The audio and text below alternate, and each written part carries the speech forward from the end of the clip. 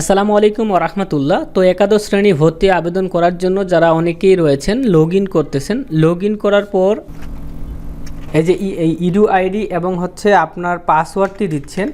তারপর পাসওয়ার্ড দেওয়ার পরে যখন লগ ইন করতে যাচ্ছেন বলা হচ্ছে user name and or password mismatch. তো এখন দেখেন আপনার সঠিক দেওয়ার পরেও যদি এই সমস্যাটা হয় তাহলে আপনি কিভাবে আপনার পাসওয়ার্ডটি রিকভার করবেন, আজকের ভিডিওতে ওইটাই দেখাবো। তো অবশ্যই ভিডিওতে লাইক করতে ভুলবেন না। সো পাসওয়ার্ড রিকভার করার জন্য কিন্তু কোনো অপশন এইখান থেকে নাই এবং একবার অ্যাকাউন্ট করলে আপনারা পুনরায় কিন্তু সাইন আপ করতে পারবেন না। তো পাসওয়ার্ড রিকভার করার জন্য আপনার একটি কাজ করা রয়েছে, সেটা হচ্ছে আপনাকে এদের হেল্পলাইনে ফোন দিতে হবে। তো পাসওয়ার্ডটি রিকভার করার জন্য আমাদেরকে এই যে আবেদন হেল্পলাইন এইখানে ক্লিক করতে হবে।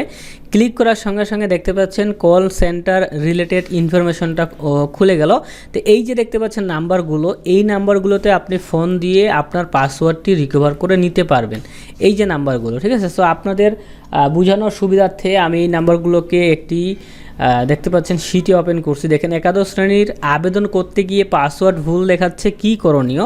তো দেখেন নিচের প্রথম টেবিলে স্মার্ট অ্যাডমিশন সিস্টেম হেল্পলাইন নম্বরগুলো সকাল 8টা থেকে রাত 8টা পর্যন্ত চালু থাকবে এবং দ্বিতীয় টেবিলের হেল্পলাইন নাম্বারগুলো শুধু বোর্ড সংক্রান্ত সমস্যায় যোগাযোগ করার জন্য সকাল 9টা ঘটিকা থেকে বিকেল 4 ঘটিকা পর্যন্ত চালু থাকবে। সো দেখেন এইখানে কি বলেছে, প্রথম টেবিলের অর্থাৎ এই যে টেবিলের নাম্বারগুলো, এই নাম্বারগুলোতে আপনি ফোন করবেন, ফোন করে আপনার কিন্তু পাসওয়ার্ডটি রিকভার করতে পারবেন।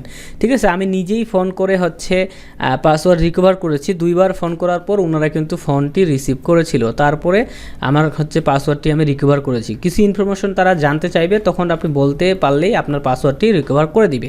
তো এইটাই ছিল মূলত আজকের ভিডিও। হেল্পলাইন নাম্বারগুলো লিখে নেবেন। তো সকলে ভালো থাকবেন, আল্লাহ হাফেজ।